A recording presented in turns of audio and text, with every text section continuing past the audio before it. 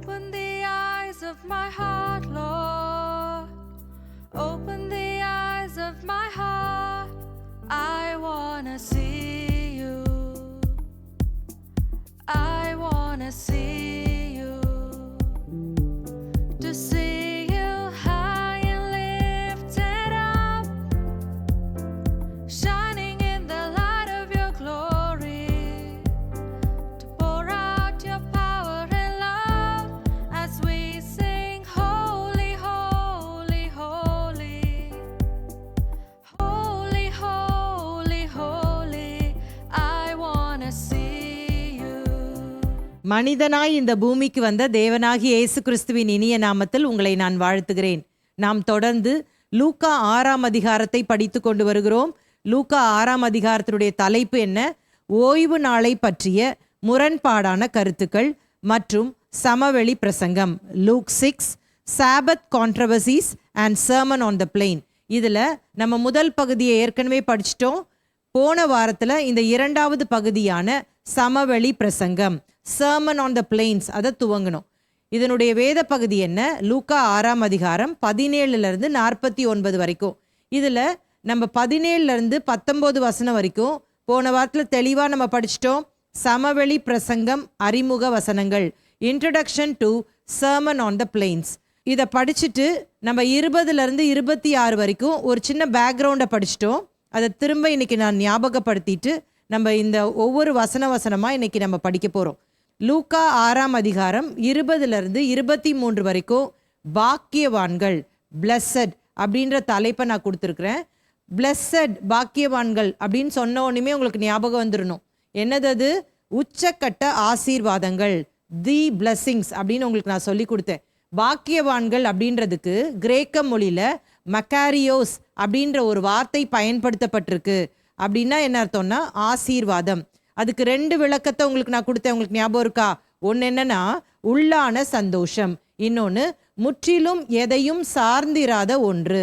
அதாவது சந்தோஷம் அப்படின்னு சொல்லிட்டு இந்த உலகத்தில் நம்ம பார்க்கும் பொழுது நம்ம நினச்சது நடந்தால் நம்ம சந்தோஷப்படுவோம், இல்லாட்டா நம்ம உட்காந்து அழுவோம். ஆனால் இந்த சந்தோஷம் என்று சொல்லி இங்கே இயேசு சொல்லுகிற காரியம், இங்கே பிளஸட், பாக்கியவான்கள் என்று சொல்லி இயேசு சொல்லுகிற காரியம் வாழ்வின் எந்தவித மாற்றங்களுக்கும் மாறுதலுக்கும் சார்ந்திராத ஒன்று அப்படின்ற விஷயத்த நான் உங்களுக்கு தெளிவாக சொல்லி கொடுத்தேன். அப்படின்னா என்ன? அப்படின்னா அது தேவனே நமக்கு ஆசீர்வாதம் அப்படின்றதையும் நம்ம விளக்கமாக படித்தோம். 2வதாக ஒரு வார்த்தை உங்களுக்கு நான் சொல்லி கொடுத்தேன். அது என்ன? ஐயோ. ஐயோனா என்னது? சாபம். ஓ அப்படின்னா என்னது? கர்ஸ்ட்.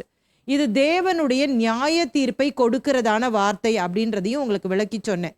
நிறைய உதாரணங்களை சொல்லி உங்களுக்கு அதை விளக்கி சொன்னேன். இப்போ பாக்கியவான்கள் தான் பரலோகத்துக்கு போக முடியும் அப்படின்றத நீங்க நினைவில் வச்சுக்கணும். சபிக்கப்பட்டவர்கள் அல்லது ஐயோ அப்படின்னு சொல்லப்படுகிறவர்கள் நரகத்துக்கு தான் போவாங்க. இப்போ உங்களுக்கு ஒரு கேள்வி வரும், அப்படின்னா யாரெல்லாம் தரித்திரரோ அவங்க மட்டும்தான் பரலோகத்துக்கு போக முடியுமா? ஐஸ்வர்யவான்கள் நரகத்துக்கு தான் போகணுமா அப்படின்னு உங்களுக்கு குழப்பம் வரும்ல. அதனால இன்னைக்கு நம்ம ஒவ்வொரு வசனமா ஆண்டவர் யாரை தரித்திரன்னு சொல்றாரு, யாரை ஐஸ்வர்யவான்கள்னு சொல்றாரு அப்படின்ற விளக்கத்தை தான் இந்த பாடத்தில் நம்ம படிக்க போறோம். வாசிக்கலாமா? லூக்கா 6ஆம் அதிகாரம் 20ஆம் வசனம். அப்பொழுது அவர் தம்முடைய சீஷர்களை நோக்கி பார்த்து, தரித்திரராகிய நீங்கள் பாக்கியவான்கள், தேவனுடைய ராஜ்யம் உங்களுடையது. இப்போ ஒரு குரூப் ஆஃப் பீப்புளை பார்த்து ஆண்டவர் என்ன சொல்றாரு? பாக்கியவான்கள். அவங்க யாரு? தரித்திரர். நான் ஏற்கனவே சொன்ன மாதிரி தரித்திரர், புவர் அப்படின்னு சொன்னா உலக பிரகாரமான காரியங்கள்ல ஏழையா இருக்கிறவங்க, தரித்திரத்துல வாழ்றவங்க அப்படின்னு நம்ம நினைச்சுக்க கூடாது. மத்தேயுல 5, 6, 7 அதிகாரங்கள்ல மலை பிரசங்கத்தை ஆண்டவர் கற்றுக் கொடுக்கிறார். இதற்கு பேரலான வசனம் மலை பிரசங்கத்துல சொல்லப்படும் பொழுது, மத்தேயு 5:3 சொல்லப்படும் பொழுது, ஆவியில் எளிமை உள்ளவர்கள் பாக்கியவான்கள், பரலோக ராஜ்யம் அவர்களுடையது அப்படின்னு சொல்லி போடப்பட்டிருக்கிறது. அப்போ இந்த இடத்துல தரித்திரர் அப்படின்னு சொல்லும் பொழுது இன்னொரு விஷயத்த அந்த இடத்துல மத்தேயு குறிப்பிடுகிறார். அது என்ன அப்படின்னா ஆவியில் எளிமையுள்ளவர்கள். புதிய ஏற்பாடு கிரேக்க மொழியில எழுதப்பட்டிருக்கிறது என்பதை நாம் அறிந்திருக்கிறோம். இந்த தரித்திரர் அப்படின்ற வார்த்தைக்கு என்ன எக்ஸ்பிளனேஷன் கொடுத்துருக்கு அப்படின்னா, ஒரு பிச்சைக்காரன் அனுதினமும் போய் அவனுக்கு பிச்சை எடுத்தாதான் அவன் சாப்பிட முடியும், இல்லைன்னா அவனுக்கு சாப்பாடு கிடைக்காது. அவன் எப்படி வாழ வேண்டும், யாரையாவது ஒருவரை சார்ந்துதான் அவன் வாழ வேண்டும். அப்ப இயேசு இங்க குறிப்பிடப்பட்டிருக்கிற தரித்திரர் என்பது என்ன அப்படின்னா, தேவனை எப்பொழுதுமே அனுதினமும் சார்ந்து இருக்கிறவர்கள் தான் தரித்திரர் என்பதை நாம் விளங்கி கொள்ள வேண்டும். இப்ப இந்த பிச்சைக்காரன் பாருங்களேன், அவன் டெய்லி போய் பிச்சை எடுத்து சாப்பிடணும். அப்ப அவனுக்குள்ள அந்த பெருமை இருக்காது. அவனுக்கு தாழ்மையான சிந்தை இருந்தாதான் அவன் என்ன பண்ண முடியும், பிச்சை எடுக்க முடியும். அவன் அன்னைக்குரிய பிச்சையை எடுத்துட்டு அன்னைக்கு அவனுக்கு தீந்துரும். அடுத்த நாள் திரும்ப போய் அவன் அந்த பிச்சையை எடுக்க வேண்டியது இருக்கிறது. ஆனால் நான் சமீப காலத்தில் நான் ஒரு காரியத்தை நியூஸில் கவனித்தேன். மும்பையில் ஒரு பிச்சைக்காரன் இருக்கானாம். அவன் அனுதினமும் ஒரு குறிப்பிட்ட இடத்துல இருந்து பிச்சை கேட்கிறது வழக்கம். பிச்சை எடுத்து அவன் சம்பாதித்ததுலேருந்து அவன் 4 வீடுகளை வச்சிருக்கிறான். அது மாத்திரமல்ல, பேங்க் அக்கவுண்ட் வச்சிருக்கிறான் அப்படின்னு சொல்லி போடப்பட்டிருந்தது. ஸோ அப்படிப்பட்ட பிச்சைக்காரர்களை நான் இங்கே பேசலை. ஆனால் நம்ம ஒவ்வொரு நாளும் பார்க்குற, நம்மை சுற்றிலும் பார்க்குற பிச்சைக்காரர்களை பற்றி பேசுகிறேன். ஸோ இவங்களுக்குன்னு சொல்லிட்டு எதுவுமே இருக்காது பாருங்களேன். அடுத்த வேலைக்கு கூட அவங்க பிச்சை எடுத்து தான் சாப்பிடணும். அப்போது இந்த பிச்சைக்காரர்களுக்கு அந்த தாழ்மையான ஒரு எண்ணம் இருக்கும் பாருங்களேன். அப்போ இந்த இடத்துல இயேசு தரித்திரர் என்று சொல்லும் பொழுது யாரை குறிப்பிடுகிறார் அப்படின்னா, மனத்தாழ்மையோடு கூட தேவனை ஒவ்வொரு நாளும் சார்ந்திருக்கிறவர்களை தான் தரித்திரர், ஆவியில் எளிமையுள்ளவர்கள் என்று சொல்லி அவர் குறிப்பிடுகிறார். இப்படி சொல்லிட்டு அவர் என்ன சொல்றாருன்னா, தேவனுடைய ராஜ்யம் அப்படிப்பட்டவர்களுடையது, உங்களுடையது அப்படின்னு சொல்லி சொல்றார். அப்போ யார் பரலோகத்துக்கு போவா அப்படின்னா, தேவனை யார் சார்ந்து வாழுகிறார்களோ, இல்லாவிட்டால் மனத்தாழ்மையோடு வாழுகிறார்களோ அவர்கள் மட்டுமே பரலோகத்திற்கு போக முடியும். புரிஞ்சா உங்களுக்கு? பரலோகத்திற்கு ஏணியில் ஏறுகிற முதல் படியே என்னது அப்படின்னா மனத்தாழ்மை, இல்லைன்னா தேவனை முழுமையாக சார்ந்திருத்தல். மனத்தாழ்மை ரொம்ப அழகான தமிழ் வார்த்தை பாருங்களேன். தாழ்மை அப்படின்றது நமக்கு எல்லாருக்கும் தெரியும். ஆனா மனத்தாழ்மை அப்படின்றதா ரொம்ப இம்பார்ட்டன்ட். அதாவது சிலர் வெளியில பார்க்கறதுக்கு தாழ்மைய மாதிரி இருப்பாங்க, அப்படியே ரொம்ப அமைதலா இருப்பாங்க, யார்கிட்டயும் ரொம்ப பேச மாட்டாங்க, ரொம்ப பிச்சைக்காரத்தனமா ட்ரெஸ் பண்ணிக்குவாங்க, ரொம்ப அப்படியே ஹம்பிளா இருக்கிற மாதிரி தெரியும். ஆனா உள்ளத்துல பாத்தீங்கன்னா பெருமை உள்ளவர்களாக வாழ்வாங்க. அதனாலதான் இங்க நம்ம தமிழ் வேதாகமத்துல இப்படி ஒரு மொழிபெயர்ப்பு கொடுக்கப்பட்டிருக்கிறது. அது என்னன்னா மனத்தாழ்மை. மனத்தாழ்மை தான் ரொம்ப முக்கியம். அதுதான் பரலோகத்துக்கு போறதுக்கு முதல் ஸ்டெப்பே. ஸோ இந்த மனத்தாழ்மை ஒருவருக்கு இல்லாமல் போனால் அவங்க பரலோகத்துக்கே போக முடியாது அப்படின்ற விஷயத்தை தான் இங்க இயேசு இந்த முதல் காரியத்துல இருந்து நமக்கு கற்றுக் கொடுக்கிறார். மனத்தாழ்மைனா என்னது? நான் ஒண்ணுமே இல்லை, ஐ எம் ஜீரோ. நீங்க இமேஜின் பண்ணி பாருங்க, ஒருவேளை பரலோகத்துக்கு போறதுக்கு ஆண்டவர் இருதயத்துல சுத்தம் உள்ளவர்களாக இருக்கணும் அப்படின்னு சொல்லியிருந்தாருன்னா அது எவ்வளோ கஷ்டம். ஒருவேளை பரிசுத்த வாழ்க்கை வாழணும் அப்படின்னு சொல்லியிருந்தாருன்னா எவ்வளோ கஷ்டம். இல்லாட்டா நீங்க இந்த பலி செலுத்தணும், இவ்வளோ காணிக்க கொடுக்கணும், இந்த காரியத்தை செய்யணும் அப்படின்னு சொன்னா இதற்கு நாம முயற்சி எடுத்து பல காரியங்கள் நம்மளால ஃபெயிலியர் கூட ஆயிரும் பாருங்களேன். ஆனா ஆண்டவர் சொல்றாரு, உங்களுக்கு முதல் ஸ்டெப்பு பரலோகத்துக்கு போறதுக்கு என்னது அப்படின்னா நான் ஒன்றுமில்லை என்று சொல்வதுதான் அப்படின்றதான் ஆண்டவர் இங்க சொல்ற காரியம். ஆனா இதுதான் இன்னைக்கு பாத்தீங்கன்னா ஒன்றுமில்லை அப்படின்னு சொல்றவங்க ரொம்ப ரேர் ஆயிட்டாங்க. எனக்கு எல்லாம் தெரியும் அப்படின்ற கிறிஸ்தவ கூட்டம் தான் இன்னைக்கு பெருகி கொண்டே இருக்கிறது. Humility is a foundation of Christian virtue. தாழ்மை கிறிஸ்தவ ஒழுக்கத்தின் அடித்தளம் அப்படின்னு சொல்லிடலாம் பாருங்களேன். இதற்கு எதிர்மறையான ஒரு வார்த்தை என்னன்னு சொல்லுங்க பார்க்கலாம். அதுதான் பெருமை. தேவதூதனாய் இருந்தவன் எதன் மூலமாக சாத்தானா மாறினா அப்படின்னு வேதம் சொல்லுகிறது? அவனுடைய பெருமையினால்.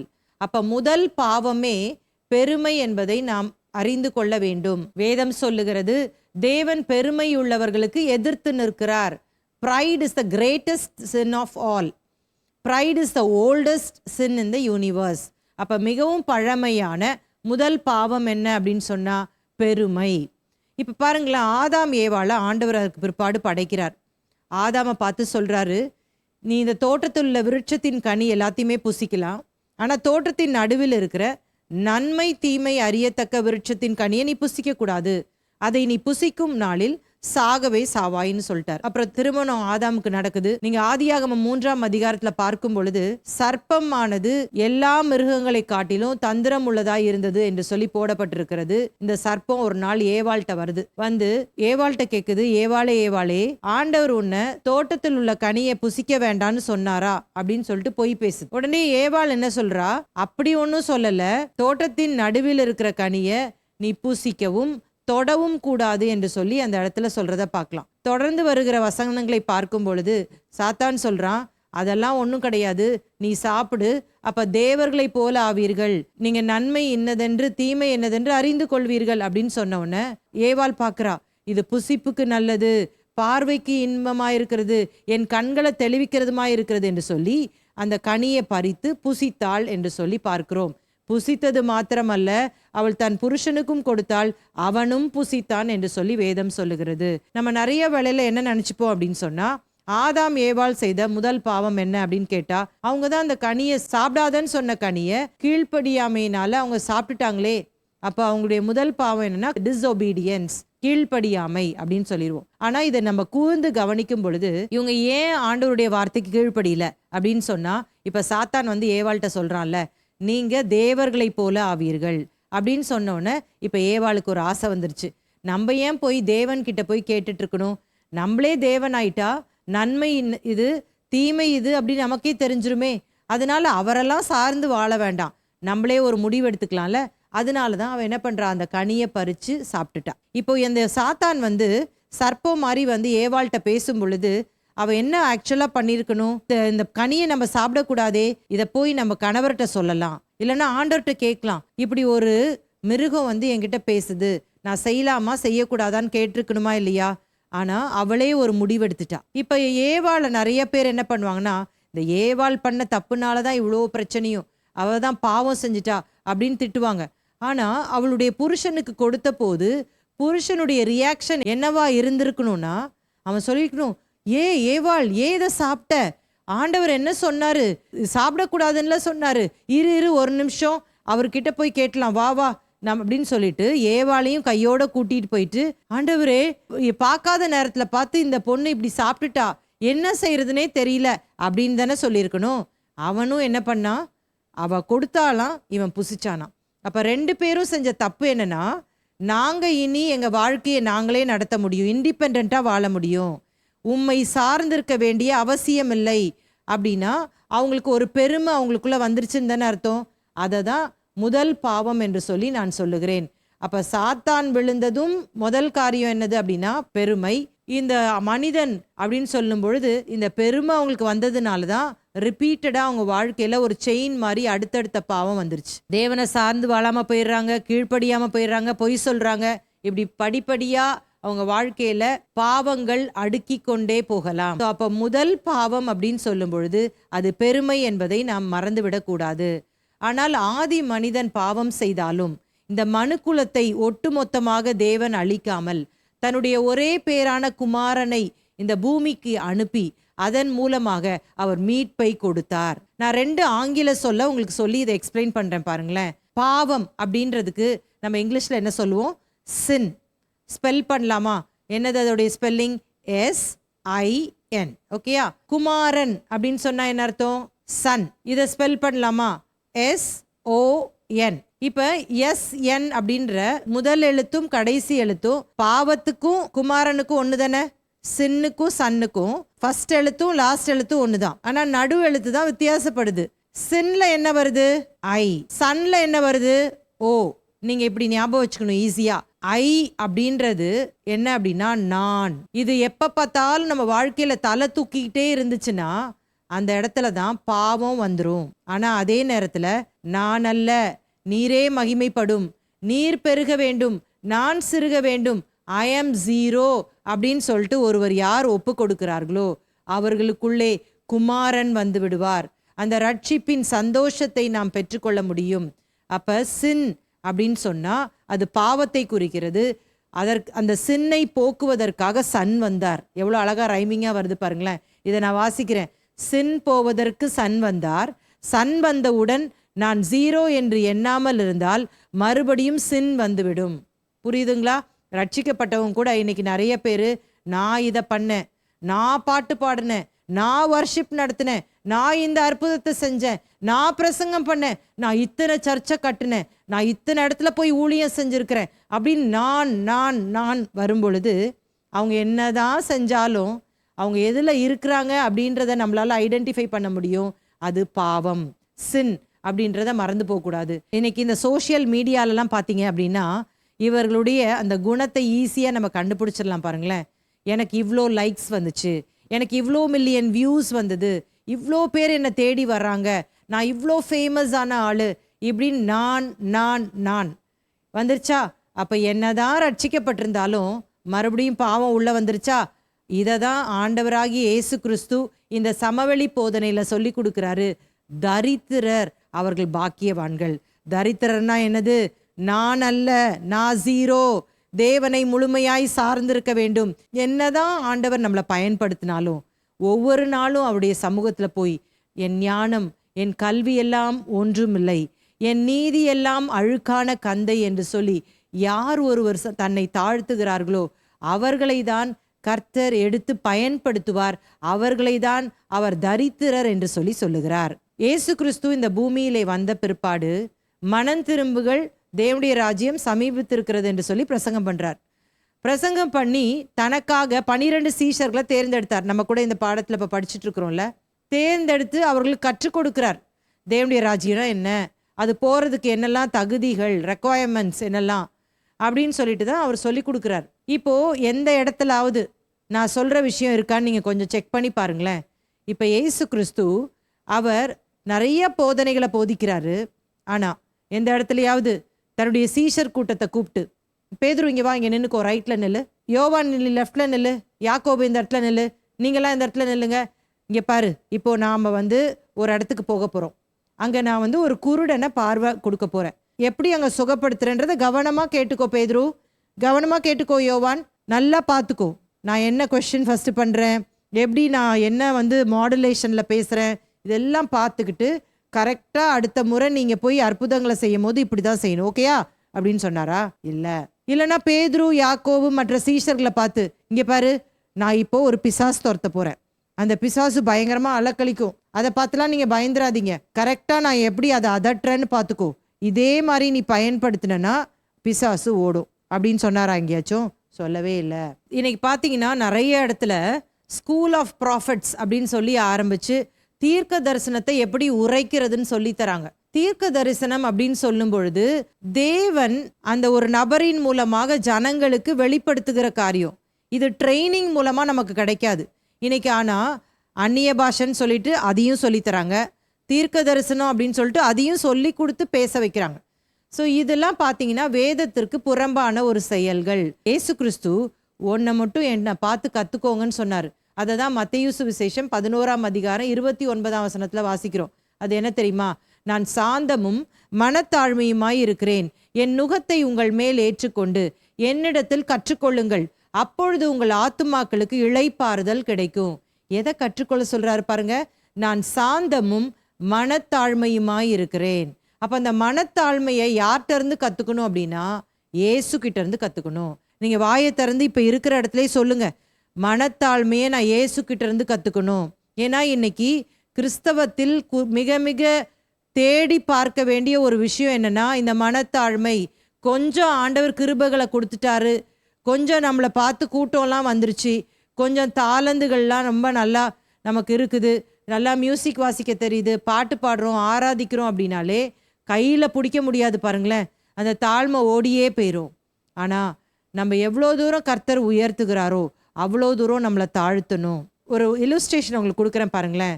ஸ்ப்ரிங் பார்த்துருக்குறீங்களா? இப்போ இந்த பென்னுக்குள்ளெல்லாம் அந்த காலத்தில் ஸ்ப்ரிங் வச்ச பென் இருக்கும், நம்ம பின்னாடி அழுத்துவோம், அது வெளியில் நம்ம எழுதுவோம்ல, உள்ளே ஸ்ப்ரிங் சிஸ்டம் இருக்கும். இந்த ஸ்ப்ரிங்கோடைய ஒரு தன்மை இருக்கிறது. ஸ்ப்ரிங்கை கையில் எடுத்து அடுத்த வாட்டி பாருங்கள், இந்த ஸ்ப்ரிங் கையில் நல்லா நீங்கள் ப்ரெஸ் பண்ணி இப்படியே வச்சுருந்தீங்கன்னா ரொம்ப குட்டியாக தெரியும். அதை அப்படியே ரிலீஸ் பண்ணுங்க, அப்படியே அது பெருசாக மாறும். அதே அந்த ஸ்ப்ரிங்கை நீங்களே அதை அப்படியே விரித்து பாருங்களேன், அது ஒரு குறிப்பிட்ட ஒரு அளவுக்கு தான் அது விரிவாக்கம் அடையும். அதே நீங்கள் அமுக்க அமுக்க அது அப்படியே மேலே போயிட்டு போயிட்டு போயிட்டு இருக்கும். அப்புறம் உங்களை தாழ்த்த தாழ்த்த தாழ்த்த கர்த்தர் உங்களை உயர்த்தி கொண்டே இருப்பார். நீங்களே உங்களை உயர்த்தணும்னு நினச்சிங்கன்னா ஒரு முறை உயர்ந்தது தான், சரிங்களா? ஆண்டவர் சொல்கிறாரு, நான் பெருமை உள்ளவர்களுக்கு எதிர்த்து நிற்கிறேன், தாழ்மை உள்ளவர்களுக்கோ கிருபை அளிக்கிறேன். கிருபை தான் நமக்கு வேணும். கிருபை இருந்ததுன்னா நம்ம எல்லா காரியங்களையும் கர்த்தரிலிருந்து பெற்றுக்கொள்ள முடியும் பாருங்களேன். அப்போ பரலோகத்தின் திறவுகோல், கீ டு ஹெவன் அப்படின்னு சொல்லும் பொழுது அதுதான் தரித்திரம். தரித்திரம்னா நம்ம உலகத்தில் பொருள் இல்லாமல் காசு இல்லாமல் இருக்கிறது கிடையாது. தரித்திரம்னா தேவனை முழுமையாய் சார்ந்திருத்தல், ஐ ஆம் ஜீரோ, மனத்தாழ்மையோடு வாழ்தல் அப்படின்றத நீங்கள் விளங்கி கொள்ளணும். இப்போ இதே வேளையில் ஒரு விஷயத்தையும் நான் கிளாரிஃபை பண்ண விரும்புகிறேன். அது என்னென்னா, தாழ்மை இருக்கணும், ஆனால் தாழ்வு மனப்பான்மை இருக்கக்கூடாது. தாழ்வு மனப்பான்மைனா இங்கிலீஷில் என்னது? Inferiority complex. இது நிறைய பேருக்கு வந்துடும் பாருங்களேன். இது ரெண்டுமே கிட்டத்தட்ட ஒன்று போல தான் இருக்கிற மாதிரி இருக்கும். தாழ்மை வேற, தாழ்வு மனப்பான்மை வேற. அதாவது எப்போவுமே நம்ம கிறிஸ்தவர்கள் ஒன்று நார்த் போலுக்கு போயிடுவோம், இல்லைன்னா சவுத் போலுக்கு போயிடுவோம். ரெண்டு எக்ஸ்ட்ரீமுக்கு போயிடுவோம் பாருங்களேன். அதாவது வச்சா குடுமி சரிச்சா மொட்டைன்னு ஒரு பழமொழி சொல்லுவாங்கள்ல, அந்த கதை தான். ஓவர் தாழ்மைன்னு போயிட்டு எங்கே கடக்குறாங்கன்னே தெரியாது. அது எங்கே அவங்கள கொண்டு போய் விட்டுரும்னா தாழ்வு மனப்பான்மைக்கு கொண்டு போய் விட்டுரும். தாழ்மை அப்படின்னு சொல்லும் பொழுது ரொம்ப தாழ்மையே இல்லாமல் போனால் பெருமைக்கு போயிடுவோம், ரொம்ப தாழ்த்துறன்னு சொல்லிட்டு தாழ்வு மனப்பான்மைக்கு போயிடுவோம். ஸோ ரெண்டுமே தப்பு பாருங்களேன். அந்த பேலன்ஸ் நாம் அறிந்திருக்க வேண்டும். ஸோ தாழ்வு மனப்பான்மை அப்படின்னும் போது யாருமே என்னை கண்டுக்கவே மாட்டாங்க, நான் அழகாகவே இல்லை, எனக்கு பாட்டே பாட வராது, நான் பாடினா கழுத மாதிரி இருக்கும், எனக்கு எந்த தாளந்துமே இல்லை அப்படின்னு சொல்கிறவங்க தாழ்வு மனப்பான்மையோடு வாழுகிறார்கள். அவங்கெல்லாம் பெரிய ஆள்ப்பா, நான்லாம் ஒன்றுமே இல்லை, நான் குப்பைப்பா, நான் தூசிப்பா அப்படின்னு சொல்லிட்டே இருப்பாங்க. ஸோ இது பேர் தாழ்வு மனப்பான்மை. தாழ்மை வேறு. தாழ்மைனா என்ன அர்த்தம்? தேவனை முழுமையாய் சார்ந்திருத்தல். சாக்குப்போக்கு சொல்லக்கூடாது. ஆண்டவர் நமக்கு கொடுத்திருக்கிற தாளந்துகளை அவருக்கென்று சொல்லி பயன்படுத்த வேண்டும். ஆண்டவர் எதற்காக நம்மை அழைத்திருக்கிறாரோ அதை யூஸ் பண்ணணும். அதை விட்டுட்டு நான் ஒன்றுமே கிடையாது, நான் குப்பை, நான் புழு அப்படின்னு சொல்லி நம்மளையே நம்ம என்ன பண்ணிட்டு இருக்கக்கூடாது, மட்டம் தட்டிகிட்டே இருக்கக்கூடாது. இப்படிப்பட்டவர்களை நான் வாட்ச் பண்ணியிருக்கிறேன். அவங்க என்ன பண்ணுவாங்கன்னா, யாராவது ஒருத்தர் ஏதாவது அவங்கள சொல்லிட்டா போதும், அவங்கள குற்றம் சாட்டிட்டா போதும், அந்த நான் அப்படின்றது தலை தூக்கிடும். என்னை பார்த்து அவங்க அப்படி சொல்லிட்டாங்க, நான் எவ்வளோ அவங்களுக்காக பாடுபட்டிருக்கேன் தெரியுமா, எவ்வளோ கஷ்டப்பட்டிருக்கேன் தெரியுமா, என்ன இப்படி சொல்லிட்டாங்க அப்படின்னு சொல்லிட்டு அந்த நான் என்ன பண்ணிடும், தலை தூக்கும். அப்போ அது தாழ்வு மனப்பான்மை அப்படின்றத நீங்கள் நினைவில் வச்சுக்கணும். அது தாழ்மை இல்லை, அது பெருமைன்றதை நினைவில் வச்சுக்கணும். சரி, அப்போ முதல்ல இதை நம்ம என்ன படிச்சிருக்கிறோம் அப்படின்னு சொன்னால், கிறிஸ்தவ வாழ்க்கைக்கு அடித்தளம் இந்த தரித்திரர். இந்த தரித்திரர் அப்படின்னா ஆவியில் எளிமை உள்ளவர்கள். ஆவியில் எளிமை உள்ளவர்கள்னா என்னது? அனுதினம் பிச்சைக்காரன் போய் பிச்சை எடுப்பது போல ஒவ்வொரு நாளும் தேவனுடைய சமூகத்தில் போய் தேவனை முழுமையாய் சார்ந்திருத்தல். இது ஆண்டவர் அடையாள ரீதியாக இஸ்ரவேல் ஜனங்களுக்கு கற்றுக் கொடுத்தாரு பாருங்களேன். 6 நாள் நீங்கள் டெய்லி போய் என்ன பண்ணணும்? மன்னாவை போய் வெளியே போய் பொறுக்கணும். சில ஸ்மார்ட் பீப்புள் இஸ்ரவேலில் இருந்தாங்க. அவங்க என்ன பண்ணாங்கன்னா, அடுத்த நாள் நல்லா தூங்கிடலாம், அடுத்த நாள் காலையில் நம்ம எந்திரிக்க வேண்டாம், நம்ம நல்லா தூங்கிட்டு முந்தின நாளே நம்ம சாப்பாடை எடுத்து வச்சிடலான்னு நினச்சிட்டு டப்பாவில் போட்டு வச்சுட்டாங்க போல இருக்கு. அடுத்த நாள் அதை திறந்து பார்த்தா அது நாற்றம் எடுத்தது, அது கெட்டு போயிருந்தது. ஆண்டவர் அந்த இடத்துல இஸ்ரவேல் ஜனங்களுக்கு என்ன சொல்கிறாருன்னா, டெய்லி என் சமூகத்துக்கு வா, தினந்தோறும் எப்பொழுதும் என்னை சார்ந்துரு அப்படின்ற விஷயத்தை தான் ஆண்டவர் அங்கே சொல்லித்தரதை பார்க்கலாம். நம்முடைய வாழ்க்கையில் கூட நம்ம அனுதினமும் கர்த்தரை சார்ந்திருக்க வேண்டும் என்ற இந்த காரியத்தை நம்ம மறந்து விடவே கூடாது. அப்போ தேவனுடைய ராஜ்யத்துக்கு நம்ம போகணும்னு நம்ம ஆசைப்பட்டோம்னா, பரலோகத்துக்கு போகணும்னு ஆசைப்பட்டோம்னா, நம்ம கடைபிடிக்க வேண்டிய முதல் காரியம் தேவனை முழுமையாய் சார்ந்திருக்க வேண்டும், மனத்தாழ்மையோடு வாழ வேண்டும். இன்னும் சிம்பிளாக சொல்லணும்னா, ஐ ஆம் ஜீரோ. ஐ பெயரணும், நான் ஒன்றுமில்லை, ஜீரோ, ஓ அதுதான் வரணும். அந்த ஈக்குவேஷன் நீங்கள் மறந்துடாதீங்க. ஐ இருந்தால் போக முடியாது, ஜீரோ இருந்தால் தான் பரலோகத்துக்கு போக முடியும். அடுத்த பகுதிக்கு போயிடலாமா? லூக்கா 6ஆம் அதிகாரம் 21ஆம் வசனம். இப்பொழுது பசியாய் இருக்கிற நீங்கள் பாக்கியவான்கள், திருப்தி அடைவீர்கள். இப்போ இந்த ப்ளூ கலராக நான் போட்டிருக்கேன் பாருங்க, அதை மட்டும் நம்ம ஃபஸ்ட்டு படிச்சிட போகிறோம். இங்கே ஒரு குரூப்பை குறித்து ஆண்டவர் சொல்கிறாரு. அவங்க யார்? பசியாக இருக்கிறவங்க. அப்போ இப்படி நினச்சிக்க கூடாது, யாரெல்லாம் இப்போ நல்லா சாப்பிட்டு திருப்தியாக இருக்கிறாங்களோ அவங்களாம் பரலோகத்துக்கு போக முடியாது, பசியும் பட்னியுமா இருக்கிறவங்க தான் பரலோகத்துக்கு போக முடியும். ஒரு சில குரூப் கிறிஸ்டியன்ஸ்லேயே இருக்கிறாங்க. அவங்க என்னென்னா, அவங்களே சாப்பிடவே மாட்டாங்க வேணும்ன்ட்டே. இப்போ பாருங்களேன், உதாரணமாக 2 சிக்கன் ஃப்ரை இருக்குதுன்னு வச்சுக்கோங்களேன். வேணும்னே அவங்களுக்கு ஆசையாக இருந்தால் கூட ஒரே ஒன்று தான் சாப்பிட்ணும். ஏன்னா நாங்கள் ரொம்ப சாப்பிட்டா அது மேலே ஆசை வந்துடும், எங்கள் உடலை நாங்கள் வெறுத்து நாங்கள் ஆண்டவருக்காக தியாகம் செய்கிறோம் அப்படின்னு சொல்லி ஒரு கூட்டம் இருக்கிறாங்க. இதுதான் பரிசுத்தம்னு அவங்க நினச்சிக்கிறாங்க. ஆக்சுவலாக இது ஒரு நாளும் ஒருத்தரை பரிசுத்தமாக்காது பாருங்களேன். அதாவது ஒரு சரீர பிரகாரமான பசி அப்படின்றத இங்கே ஆண்டவர் சொல்லலை. இதுக்குமே நம்ம மத்தேயு 5ஆம் அதிகாரத்தை தான் நம்ம கம்பேர் பண்ணி படிக்க போகிறோம். அங்கே என்ன போடப்பட்டிருக்கிறது, இப்போ அந்த வசனங்களை எடுத்து வாசிக்க நேரம் இல்லை, ஆனால் நான் என்னன்றதை சொல்லிடுறேன். நீதியின் மேல் பசி தாகம் உள்ளவர்கள் பாக்கியவான்கள், அவர்கள் திருப்தி அடைவார்கள். இந்த இடத்துல எக்ஸ்ட்ராவாக மத்தேயு இன்னொன்னையும் சொல்லியிருக்காரு. அது என்னன்னா தாகம். இங்கே பசி மட்டும் தான் சொல்லப்பட்டிருக்கு, அங்கே தாகமும் சொல்லப்பட்டிருக்கு. என்ன பசி அப்படின்னு சொல்லிட்டு அன்னைக்கே உங்களுக்கு நான் சொல்லி கொடுத்தேன், திரும்ப ஞாபகப்படுத்திடுறேன். என்ன போடப்பட்டிருக்கு, நீதியின் மேல். நீதினா என்னதுன்னா ரைச்சஸ்னஸ். இந்த ரைச்சஸ்னஸ் அப்படின்ற வார்த்தையிலேயே நமக்கு தெரிய வருகிறது ரைட் லிவிங் வித் காட், தேவனோடு கூட இருக்கிற சரியான உறவு. இது குறித்ததான தாகம், பசி. புரியுதா உங்களுக்கு? அதாவது பரிசுத்த வாழ்க்கையின் மேல், நேர்மையான வாழ்க்கையின் மேல், தேவனை சார்ந்திருக்கிற வாழ்க்கையின் மேல் நமக்கு இருக்கிற தீராத பசி. என்னைக்காவது உங்களுக்கு ரொம்ப பசி எடுத்திருக்கா? என்னைக்காவது உங்களுக்கு ரொம்ப தாகமாக இருந்திருக்கா? நம்ம என்னதான் ஜூஸ் குடித்தாலும் அந்த தாகம் தீரவே தீராது பாருங்களேன். நல்லா வீட்டுக்கு வந்து ஒரு செம்பு நிறைய தண்ணி குடித்த பிறகு தான் தாகம் தீரும். இப்போ பசியாக இருக்குன்னு சொல்லிட்டு ஒரு பேக்கரியில் போய் ஒரு பஃப் வாங்கி சாப்பிட்றீங்க. உங்களுக்கு பசி போகும்னு நினைக்கிறீங்க? இல்லை, வீட்டுக்கு வந்து ஒரு பிடி சோறு சாப்பிட்டா தான் நமக்கு பசியே போகும். வனாந்திரத்தில் ஒரு மனுஷன் போகிறான், பயங்கரமான தண்ணீர் தாகம் வருது. அப்போ தண்ணீர் தாகம் வரும்பொழுது யாராவது ஏதாவது தண்ணீர் இருந்ததுன்னா எவ்வளோ நல்லா இருக்கும்னு சொல்லிட்டு எவ்வளோ அப்படியே ஆசையோடு வந்து அந்த தண்ணீரை வாங்கி குடிப்பான் பாருங்களேன். அப்போ தான் அவன் தாகமே தீர்க்கப்படும்.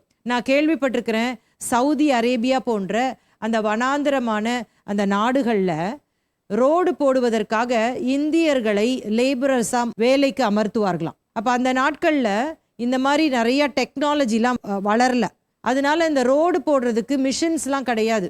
நம்ம கூட பார்த்துருப்போம், நம்ம ஊரில் இந்த தார் போடுறவங்கலாம் பார்த்தீங்கன்னா அப்படின்னா அவங்க காலில் ஒரு சாக்கு மூட்டை மாதிரி ஒன்று காட்டியிருப்பாங்க, 2 பூட்ஸ் மாதிரி ஷூஸ். அந்த சூடான அந்த தாரில் அப்படியே வேக வேகமாக அந்த சூட்டு நிறைந்த இதில் ஓடி அந்த தாரை போட்டு வேக வேகமாக ரோடு ரோலர் வந்து அதை சுற்றிட்டே இருக்கும், பார்த்துருக்கீங்களா? அது மாதிரி தான் வனாந்திரத்தில், அந்த சவுதி அரேபியாவில் ரொம்ப கடுமையான வெயில் இருக்கும்ல வனாந்திரத்தில், இதில் இந்த இந்தியர்கள் அந்த வேலை செய்வாங்களாம். அப்போ அவங்களுக்கு கொண்டு போன தண்ணியெல்லாம் தீந்துருமா.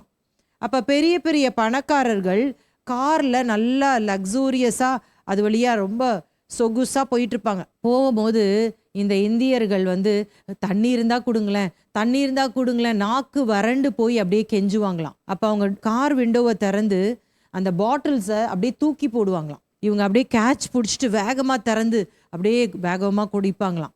அது மாதிரி தான் அந்த தாகம், அந்த பசி. எதை குறித்த பசி? நீதியின் மேல் பசி. சங்கீதக்காரன் சொல்றாரு பாருங்களேன், என்ன சொல்றாரு? சங்கீதம் 42ஆம் அதிகாரம் 1-2 வசனங்களை வாசிக்கும் பொழுது, மானானது நீரோடைகளை வாஞ்சித்து கதறுவது போல தேவனே என் ஆத்துமா உம்மை வாஞ்சித்து கதறுகிறது. என் ஆத்துமா தேவன் மேல், ஜீவனுள்ள தேவன் மேலேயே தாகமாயிருக்கிறது. நான் எப்பொழுது தேவனுடைய சந்நிதியில் வந்து நிற்பேன்? அருமை கர்த்தருடைய பிள்ளைகளே, அப்படிப்பட்ட தாகம் உங்களுக்கு இருக்கிறதா? அவர்கள்தான் பாக்கியவான்கள் என்று சொல்லி இயேசு இங்கே கற்றுக் கொடுக்கிறார்.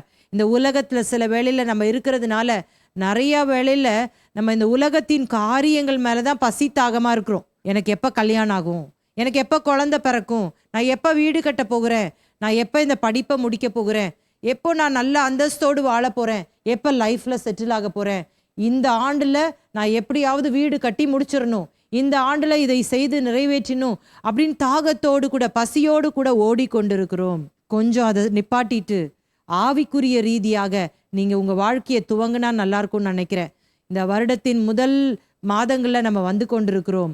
ஆண்டவர்கிட்ட கேளுங்க, ஆண்டவரே நீதியின் மேல் பசி தாகம் அப்படின்னா, ஆண்டவரே உம்மோடு கூட வாழ்வதற்கு, உம்மோடு கூட உறவாடுவதற்கு அந்த நல்ல அனுபவத்தை எனக்கு தாங்கப்பா. உங்களை பார்க்க ஆசை ஆண்டவரே, உங்கள் கூட வாழ ஆசை ஆண்டவரே. அந்த தாகத்தோடு நம்ம கேட்கும் பொழுது அந்த தாகத்தை தீர்க்கிறவராக இருக்கிறார். இப்போ பாருங்களேன், நமக்கு எவ்வளோ தாகம் இருக்குதோ அவ்வளோதான் அவர் நம்மளை நிரப்புவார்.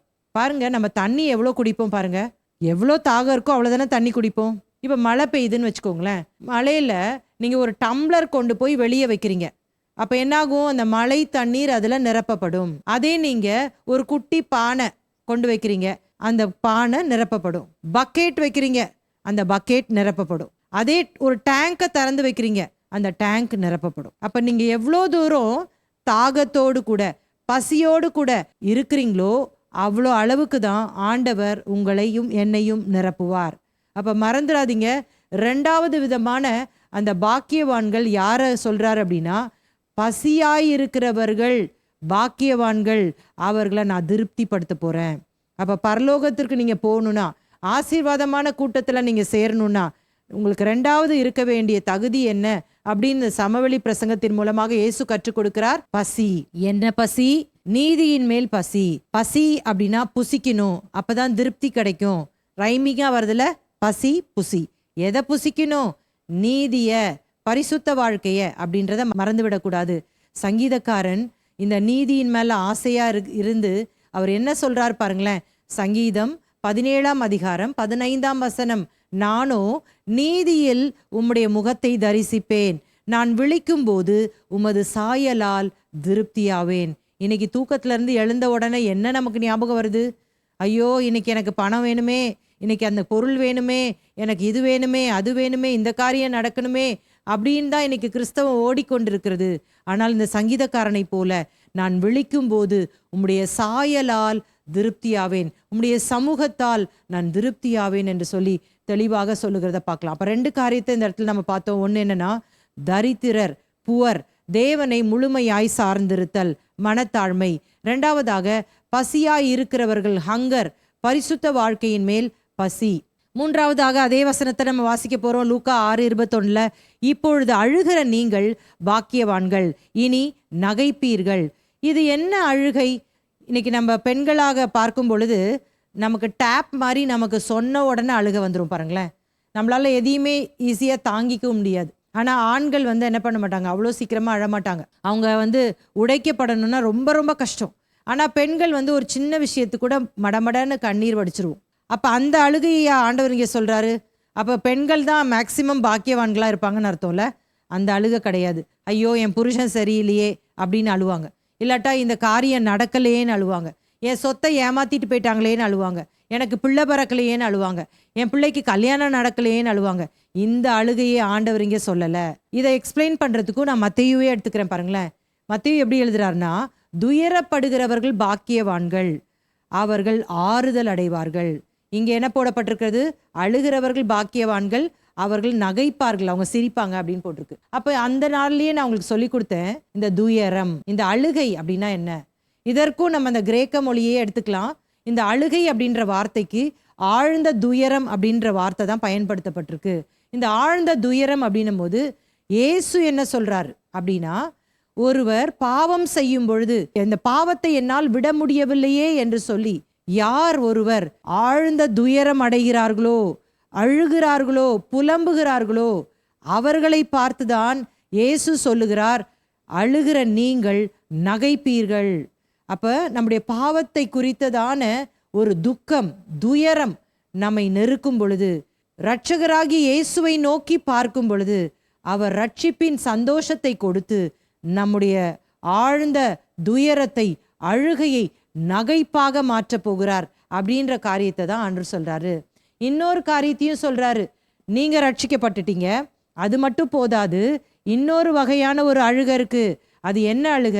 என்னுடைய குடும்ப அங்கத்தினர்கள் இன்னும் ஆண்டவரை ஏற்றுக்கொள்ளவில்லையே, இவர்கள் ஏற்றுக்கொள்ளாவிட்டால் நரகத்துக்கு தானே போவாங்க அப்படின்ற ஒரு துக்கம் நெஞ்சை அடைக்கும் பொழுது அதன் மூலமாக அழுக வரும்ல நமக்கு. அப்ப ரெண்டு விதமான அழுகை. ஒன்று, நான் பாவம் செஞ்சுட்டே இருக்கிறேனே, இந்த பாவத்தை என்னால் விட முடியலையே. ரெண்டாவது துயரம், ரெண்டாவது துக்கம் என்னன்னா, என்னுடைய பிள்ளை ரட்சிக்கப்படலையே, என்னுடைய கணவன் ரட்சிக்கப்படலையே, என்னுடைய மனைவி ரட்சிக்கப்படலையே, என்னுடைய பெற்றோர் ரட்சிக்கப்படவில்லையே. அப்படி ரட்சிக்கப்படலைன்னா அவங்க எங்க போவாங்க? நரகத்துக்குள்ள போயிடுவாங்க அப்படின்ற அந்த துக்கம், அந்த அழுகை, அந்த ஆழ்ந்த துயரம், அவர்களை தான் இயேசு கிறிஸ்து இங்கே குறிப்பிடுகிறதை பார்க்கலாம். இப்போ அழுகை துயரம்னா நம்முடைய பாவங்கள், பிறருடைய பாவங்கள் அப்படின்றத நீங்க ஞாபகம் வச்சுக்கணும். மிக அழகாக அப்போஸ்தலனாகிய பவுல் 2 கொரிந்தியர் 7:10 சொல்றாரு. அதை வாசித்துடலாமா? தேவனுக்கேற்ற துக்கம் பின்பு மனஸ்தாபப்படுகிறதற்கு இடமில்லாமல் ரட்சிப்புக்கு ஏதுவான மனம் திரும்புதலை உண்டாக்குகிறது. லௌகிக துக்கமோ மரணத்தை உண்டாக்குகிறது. இங்க 2 துக்கத்தை குறித்து பவுல் சொல்றாரு. ஒன்னு என்ன? தேவனுக்கேற்ற துக்கம். இன்னொன்னு என்னது? லௌகீக துக்கம். தேவனுக்கேற்ற துக்கம் தான் இப்ப நம்ம பேசிட்டு இருக்கிறது. என்னது அது? நம்முடைய பாவங்களுக்காக துக்கப்படுறது, அதுல இருந்து மனம் திரும்பணும்னு அழுகிறது. ரெண்டாவதாக பிறருடைய பாவங்களுக்காக நம்ம அழுது ஜெபித்து அவர்களை ஆண்டவருக்குள்ள நடத்துவது. ஆனால் லௌகீக துக்கம், லௌகீகம் அப்படின்னா என்னது? அது வந்து உலகம் அப்படின்னு அர்த்தம். லௌகீக துக்கம்னா அப்போ உலக பிரகாரமான காரியங்களுக்காகவே சில கிறிஸ்தவர்கள் அழுது கொண்டு இருக்கிறார்கள். இன்றைக்கு மிக பெரும்பாலான ஊழியர்கள் இதற்கு நேராக தான் ஜனங்களையுமே நடத்துகிறாங்க. எப்போ பார்த்தாலுமே சபை கூடி வருதாலும் சரி, கூட்டங்களுக்கு போனாலும் சரி, நீ கண்ணீரோடு இருக்கிறியா, ஆண்டவர் உன் கண்ணீரை மாற்றுவார், நீ என்ன தேவையோடு இருக்கிற, உன் தேவையை ஆண்டவர் சந்திப்பார் அப்படின்னு சொல்லிட்டு தான் அவங்க சொல்லியே தராங்க.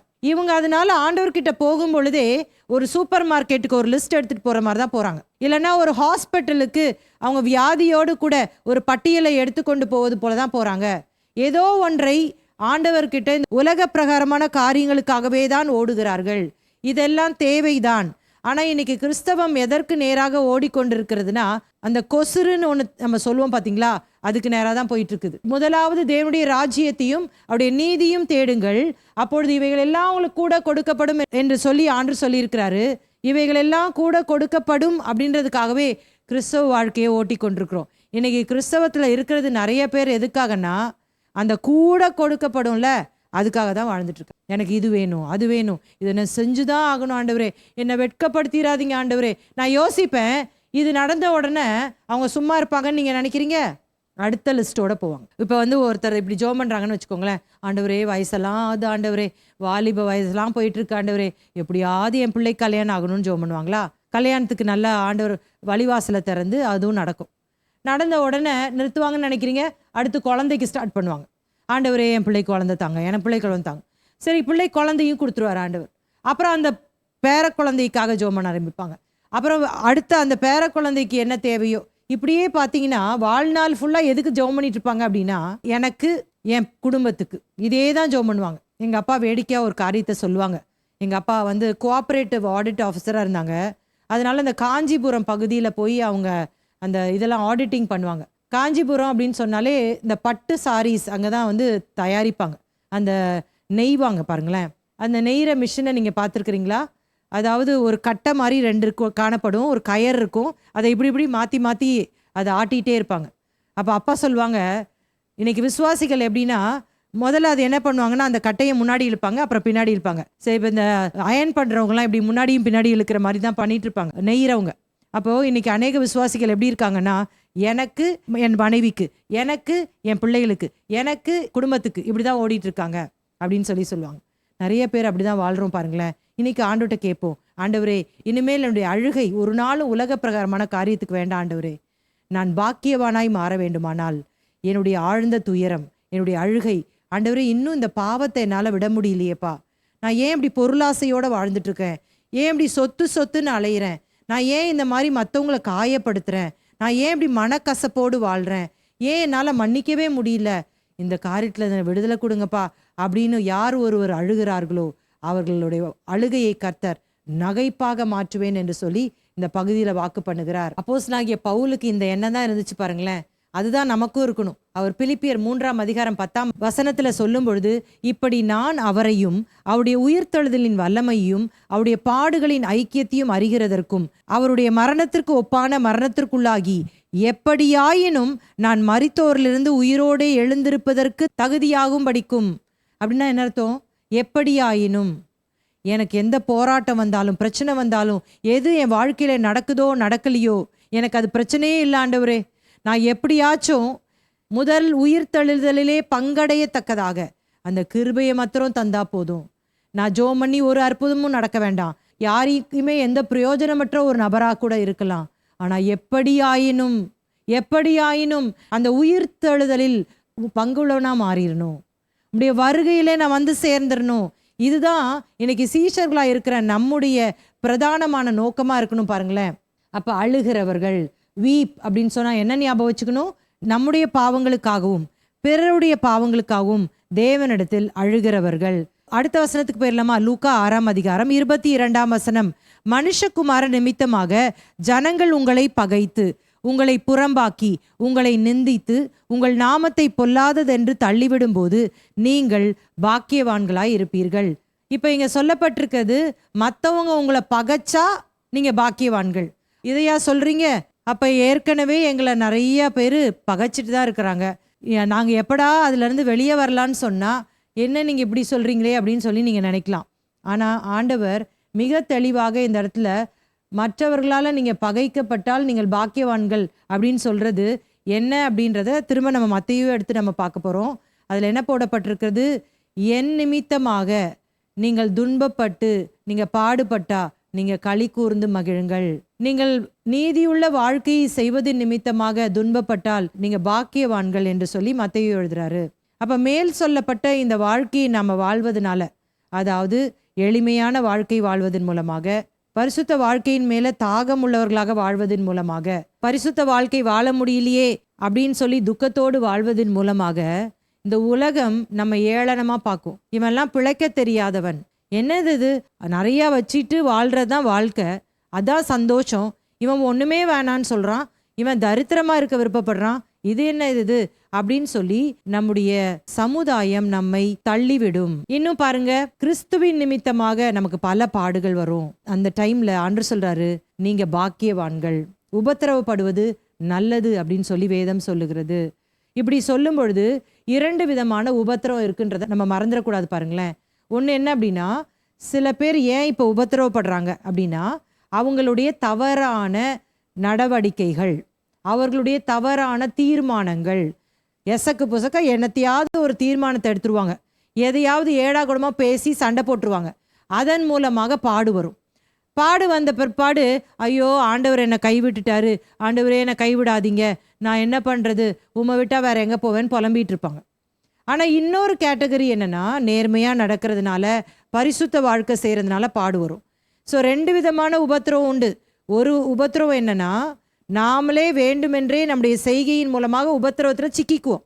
அப்படிப்பட்டவங்க என்ன பண்ணணும் அப்படின்னா, ஒழுங்காக மனம் திரும்பி அழுது ஆண்டவர்கிட்ட ஒப்பு கொடுத்து அவருடைய கிருபைக்காய் காத்திருக்கணும். ஆனால் 2வது கேட்டகரியான உபத்திரவம் எதனால? நேர்மையாக வாழ்ந்ததுனால. அதை குறித்து பயப்படவே கூடாது. ஆண்டவர் நமக்கு மேன்மையான காரியத்தை பரலோகத்தில் வச்சிருப்பாரு. இதை பேதுரு ரொம்ப அழகாக அவருடைய நிருபத்தில் விளக்குகிறார். 1 பேதுரு 4ஆம் அதிகாரம் 15-16. ஆதலால் உங்களில் ஒருவனும் கொலை பாதகனாயாவது, திருடனாயாவது, பொல்லாங்கு செய்தவனாயாவது, அந்நிய காரியங்களில் தலையிட்டு கொண்டவனாயாவது, பாடுபடுகிறவனாய் இருக்கக்கூடாது. கிளியரா போட்டிருக்கு. நீங்க திருடி, நீங்க பொல்லாத காரியத்தை செஞ்சு, நீங்க மோசமா நடந்துக்கிட்டு, மோசமான தீர்மானத்தை எடுத்துக்கிட்டு, தேவனுக்கு தூரமா போய்கிட்டு நான் பாடு பண்றேன்னு சொல்லி நீங்க அழாதீங்க. என்ன சொல்லியிருக்காரு? ஒருவன் கிறிஸ்தவனாய் இருப்பதினால் பாடுபட்டால் வெட்கப்படாமல் இருந்து அது நிமித்தம் தேவனை மகிமைப்படுத்த கடவன்.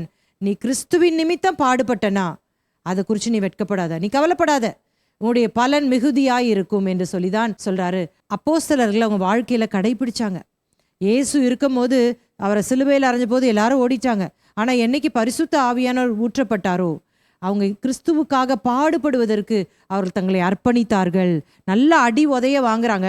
வாங்கிட்டு சந்தோஷமாய் ஆலோசனை சங்கத்தை விட்டு புறப்பட்டு போனாங்களாம். அப்போஸ்தலர் 5ஆம் அதிகாரம் 41ஆம் வசனத்தை வாசிக்கும் பொழுது, அவருடைய நாமத்துக்காக தாங்கள் அவமானம் அடைவதற்கு பாத்திரராக எண்ணப்பட்டபடினால் சந்தோஷமாய் ஆலோசனை சங்கத்தை விட்டு புறப்பட்டு போய் என்று சொல்லி வேதம் சொல்லுகிறது.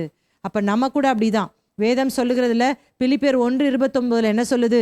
ஏனெனில் கிறிஸ்துவினிடத்தில் விசுவாசிக்கிறதற்கு மாத்திரமல்ல, அவர் நிமித்தமாக பாடுபடுகிறதற்கும் உங்களுக்கு அருளப்பட்டிருக்கிறது.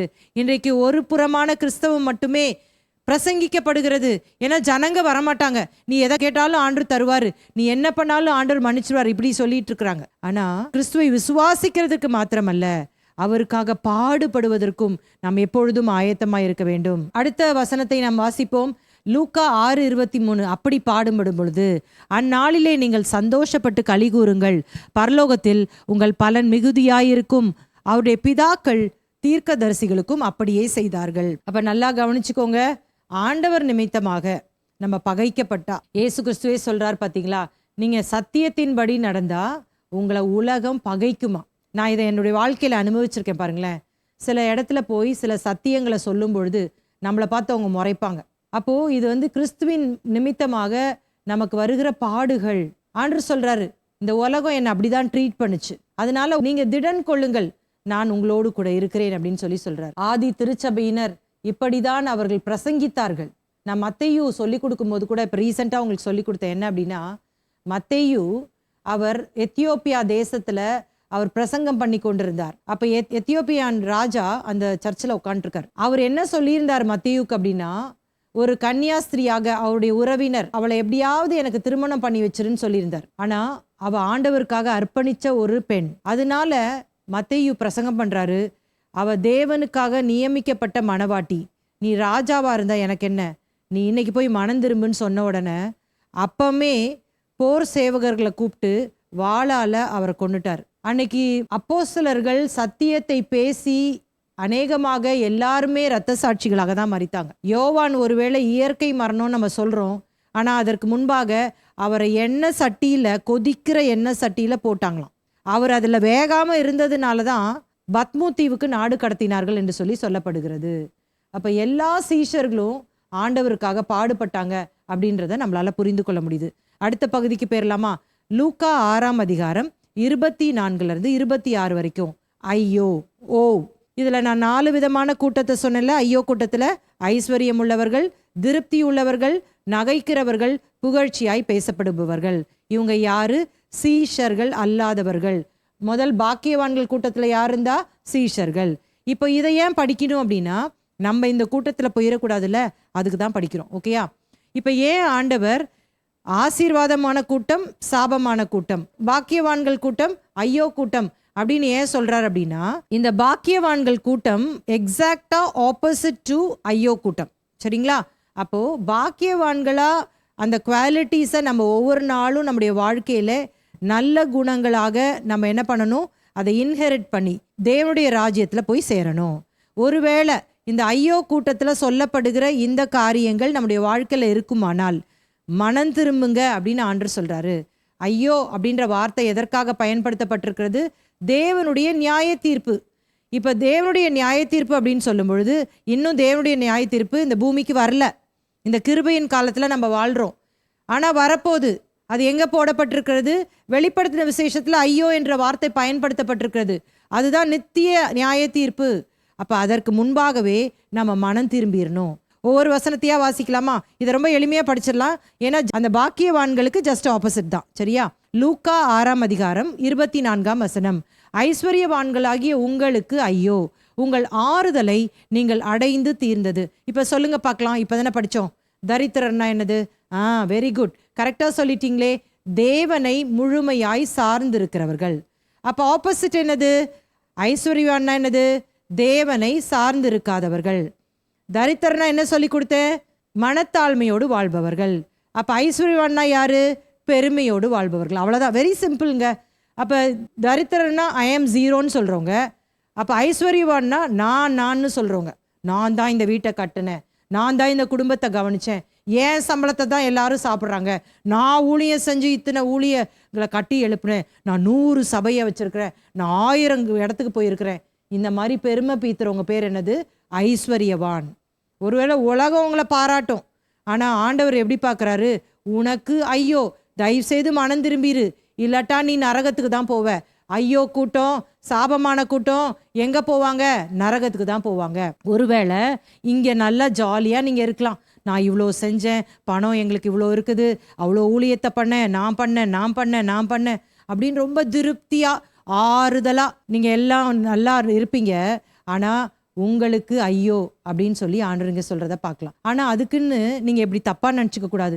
அப்ப இன்னைக்கே போய் ஆண்டவர் இந்த இடத்துல சொல்லிட்டாரு, ஐஸ்வர்யவான்கள்லாம் ஐயோன்னு சொல்லிட்டாரு, அதனால எல்லா பணத்தையும் நம்ம ஏழை ஆர்ஃபனேஜுக்கு எழுதிடலாம், ஏழைகளுக்கு கொடுத்துடலாம் அப்படின்னு கிடையாது.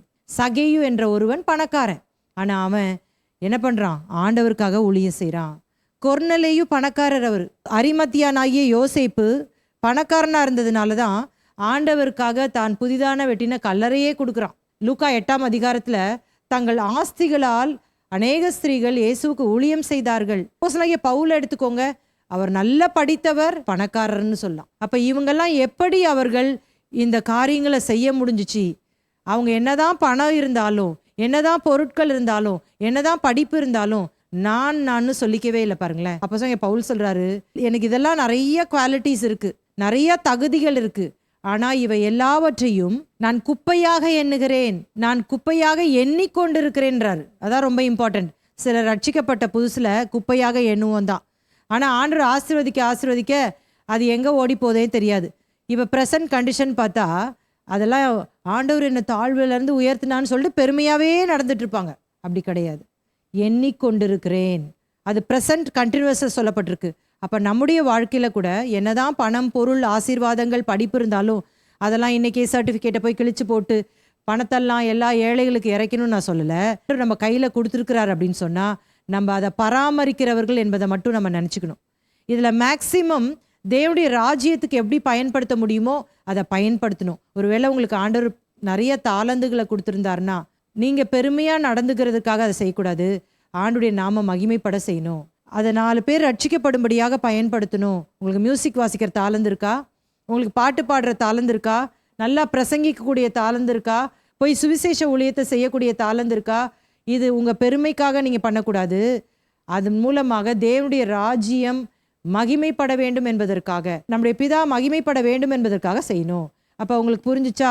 ஒரு முறை இயேசு கிட்ட ஒரு குரூப் வராங்க. அவங்க என்ன சொல்கிறாங்க அப்படின்னா, எனக்கும் என்னுடைய அந்நியனுக்கும் இருக்கிற அந்த சொத்து பிரச்சனையை தீர்த்து வைங்க அப்படின்னு சொல்கிறாங்க. அப்போ ஆண்டவர் சொல்கிறாரு, உன்னுடைய ஆஸ்தி ஜீவன் அல்ல அப்படின்னு சொல்லிட்டு பொருளாசை குறித்து எச்சரிக்கையாக இருங்கள் என்று சொல்லி ஒரு உவமையை சொல்கிறார். அங்கே ஒருத்தன் இருக்கிறான், அவனுக்கு அந்த ஆண்டில் நிறைய விளைச்சல் வந்துருச்சு. அதனால அவன் சொல்கிறான், என்னுடைய களஞ்சியங்கள்லாம் நான் எக்ஸ்பேண்ட் பண்ண போகிறேன், எக்ஸ்பேண்ட் பண்ணி நான் விளைந்த இதெல்லாம் அதில் சேர்க்க போகிறேன் அப்படின்னு சொல்கிறான். ஸோ இப்போ விளைச்சல் நிறையா இருந்தால் எக்ஸ்பேண்ட் பண்ணுறது தப்பு கிடையாது. ஆனால் அவன் சொல்கிற ஒரு வார்த்தை தான் ரொம்ப முக்கியமானது. அதை நான் வாசித்து காட்டுறேன் பாருங்கள். லூக்கா 12ஆம் அதிகாரம் 19ஆம் வசனம். பின்பு ஆத்துமாவே, உனக்காக அநேக வருஷங்களுக்கு அநேகம் பொருட்கள் சேர்த்து வைக்கப்பட்டிருக்கிறது. நீ இளைப்பாரி புசித்து குடித்து பூரிப்பாயிரு என்று என் ஆத்துமாவோடே சொல்லுவேன் என்று தனக்குள்ளே சிந்தித்து கொண்டான். இவனை பார்த்து 20ஆம் வசனத்துல இயேசு என்ன சொல்றாரு? தேவனோ அவனை நோக்கி, மதிகேடனே, உன் ஆத்துமா உன்னிடத்திலிருந்து இந்த ராத்திரியிலே எடுத்துக்கொள்ளப்படும், அப்பொழுது நீ சேகரித்தவைகள் யாருடையதாகும் என்றார். ஆதி அப்போஸ்தலர்களுக்கு இருந்த அந்த எளிமையான வாழ்க்கை, பொருளாசை இல்லாத வாழ்க்கை, இன்னைக்கு சீஷர்கள் என்று அழைத்து கொண்டிருக்கிற நமக்குள்ள குறைந்து கொண்டே போகிறது அப்படின்னு தான் சொல்லணும். பாருங்களேன், எப்படி நிறைய சேர்த்து வைக்கலாம், தலைமுறைக்கும் சேர்த்து வைக்கலாம் அப்படின்னு சொல்லுகிற ஒரு மனப்பக்குவம் தான் இன்னைக்கு அநேக சீஷர்களுக்கு இருக்கிறத பார்க்கலாம். அவங்கள பார்த்து வேதம் என்ன சொல்லுகிறது? மதிகேடனே, இன்னைக்கு உன் ஆத்துமா உன்னிடத்துல எடுத்துக்கொள்ளப்பட்ட அது எங்க போகும்? உன் ஆத்துமாவை குறித்து கரிசனை இல்லையே. நீ எப்போ பார்த்தாலும் சம்பாதிக்கணும், இவ்வளோ லேண்டு வாங்கணும், இதுக்கு பின்னாடியே ஓடிட்டு இருக்கிறியே. உன் ஆத்துமாவை பார்த்தா பாவமாக இருக்குது.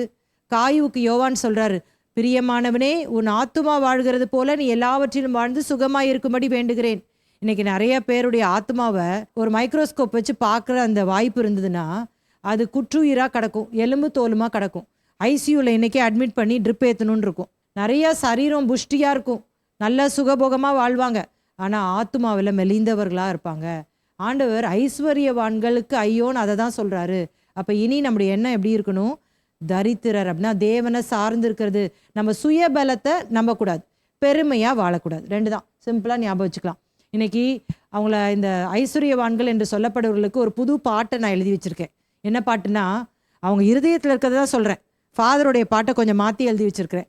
என் எண்ணமெல்லாம் என் ஏக்கமெல்லாம் பணம் பணம் தானே, என் எண்ணமெல்லாம் என் ஏக்கமெல்லாம் சொத்து சொத்து தானே, என் எண்ணமெல்லாம் என் ஏக்கமெல்லாம் என் குடும்பம் குடும்பம் தானே அப்படின்னு நீங்கள் எல்லாம் ஆட் பண்ணிக்கலாம். சர்ச்சுக்கு வரும்போது கூட உம்மோடு இருப்பது தான் அப்படின்னு பாடுவாங்க. ஆனால் அவங்களோட முழு எண்ணமும் என்ன இருக்கும்? ஏக்கம் என்ன இருக்கும்? பணம், பொருள், என் பிள்ளை, என் குடும்பம், என் படிப்பு, இதாக இருக்கும். இன்னைக்கு நம்ம மனம் திரும்பாவிட்டால் ஆண்டவர் சொல்றாரு, நமக்கு சாபம் வரும். சாபம் அப்படின்னா என்னது? நரகம், நித்திய நரகத்திற்குள்ளே தள்ளப்படுவோம். அடுத்த பகுதிக்கு பேர்லாம் லூக்கா 6:25. திருப்தி உள்ளவர்களாய் இருக்கிற உங்களுக்கு ஐயோ, பசியாய் இருப்பீர்கள். இது என்ன திருப்தி? அங்கே நான் என்ன சொல்லி கொடுத்தேன்? நீதியின் மேல் பசி தாகம். அப்போ இது என்னது? நீதியின் மேல் பசி இல்லாதவங்க. அதே தான், பரிசுத்த வாழ்க்கை மேலே அக்கறை கிடையாது. ஞாயிற்றுக்கிழமை ஒரு நாள் போய் ஆலயத்துக்கு போனால் போதும். அதான் வார வாரம் கரெக்டாக போயிடுறோமே, காணிக்கை கொடுத்துட்றோம், நல்லா எல்லா கூட்டங்களுக்கும் போகிறோம், ஊழியெல்லாம் போய் செய்கிறோம், பாட்டு பாடுறோம், எல்லாம் பண்ணுறோம். ஆனால் பரிசுத்த வாழ்க்கை மேலே ஆசை இல்லை. சங்கீதக்காரன் போல அந்த தாகம் இல்லை. அப்படிப்பட்டவங்களுக்கு ஐயோன்றாரு. சரிங்களா? ஈஸியாக ஞாபகம் வச்சிடலாம் நீங்கள். அப்புறம் பாருங்க, இப்பொழுது நகைக்கிற உங்களுக்கு ஐயோ, இனி துக்கப்பட்டு அழுவீர்கள். இதுனா என்னது? அழுகைன்றதை சொல்லி கொடுத்தனா? என்ன சொல்லி கொடுத்தேன்? நம்முடைய பாவங்களுக்காகவும் பிறருடைய பாவங்களுக்காகவும் துக்கப்பட்டு அழுறது, ஆண்டுடைய இரக்கத்திற்காய் கெஞ்சுவது. அப்போ இப்படிப்பட்ட நகைக்கிறவர்கள்னா என்ன அர்த்தம்? அவங்க பாவத்தை குறித்த ஒரு அக்கறையே கிடையாது.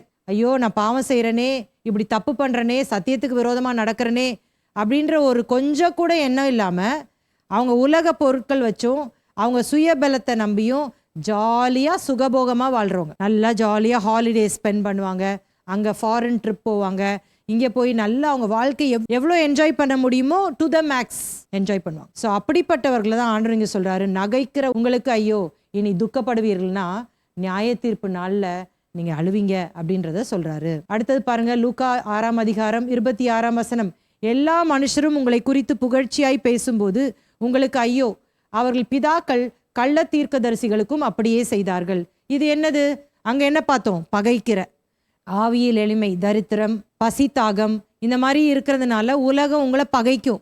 ஆனால் இது நான் என்ன சொல்வேன் அப்படின்னா, இன்னைக்கு உலகத்தோடு கூட ஒத்த வேஷம் தரித்து கொண்டு காம்ப்ரமைஸ் பண்ணி கொண்டு ஜனங்கள் என்ன விரும்புகிறார்களோ அதை ஏற்றவாறு பிரசங்கிக்கிற பிரசங்கியார்களுக்கு புகழ்ச்சி தான் எப்போவுமே.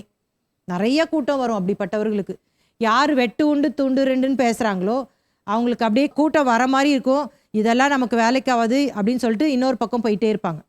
ஆனால் நீ எதை செஞ்சாலும் உன்னை ஆண்டவர் காப்பாற்றுவார், என் நாமத்தினாலே நீ எதை கேட்டாலும் ஆண்டவர் செய்வார், அப்படி இப்படின்னு நல்லா பட்டர் போட்டு தேய்க்கிறாங்க பாருங்க. அவங்களுக்கு நிறைய கூட்டம் வரும், நிறைய புகழ்ச்சி இருக்கும், நல்ல ஆடம்பரமாக நல்லா குதியாட்டம் போட்டுக்கிட்டு ஆர்ப்பாட்டம் பண்ணுறவங்களுக்கு அதை வேடிக்கை பார்க்கவே திரள் கூட்டம் இருக்கும். கள்ள தீர்க்கதரிசிகள் கள்ள போதகர்களுக்கு இப்படிதான் செஞ்சாங்க. அப்போ இன்னைக்கு புகழ்ச்சியை நோக்கி ஓடிக்கொண்டிருக்கிற, பிரபலத்தை நோக்கி ஓடிக்கொண்டிருக்கிறவர்களுக்கு ஐயோ.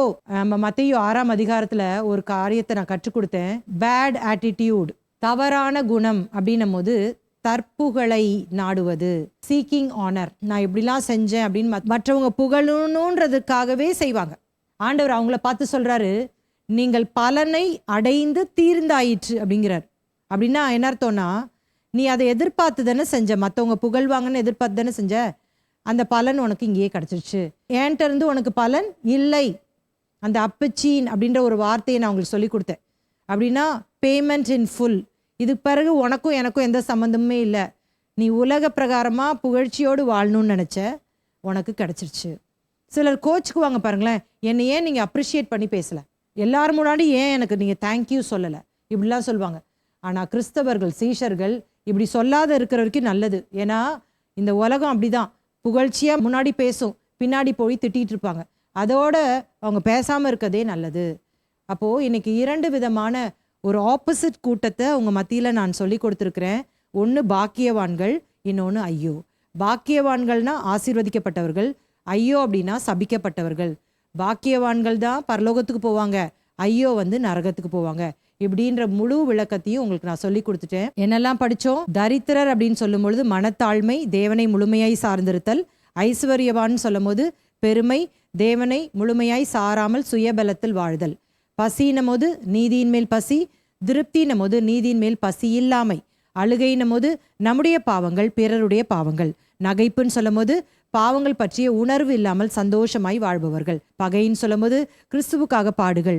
புகழ்ச்சின்னு சொல்லும் போது தற்புகளை நாடுவது. அப்போ உங்களுக்கு நல்லா புரிஞ்சிருக்கும்னு நினைக்கிறேன். இதுபடிதான் நம்முடைய வாழ்க்கையை நம்ம மாற்றிக்கொள்ளணும். அப்பதான் நம்ம பரலோகத்துக்கு போக முடியும். கிருபையும் இரக்கமுள்ள நல்ல தகப்பனே, இந்த மாலை வேளைக்காக உமக்கு நாங்கள் நன்றி செலுத்துகிறோம். எங்களோடு பேசினுடைய வார்த்தைகளுக்காக ஸ்தோத்திரம். தொடர்ந்து இந்த வார்த்தைகள் எங்களுக்குள்ள கிரியை செய்யட்டும். உமக்கே துதிகன மகிமை செலுத்துகிறோம். இயேசுவின் மூலம் ஜெபிக்கிறோம் நல்ல பிதாவே, ஆமேன். கர்த்தர் உங்களை ஆசீர்வதிப்பார்.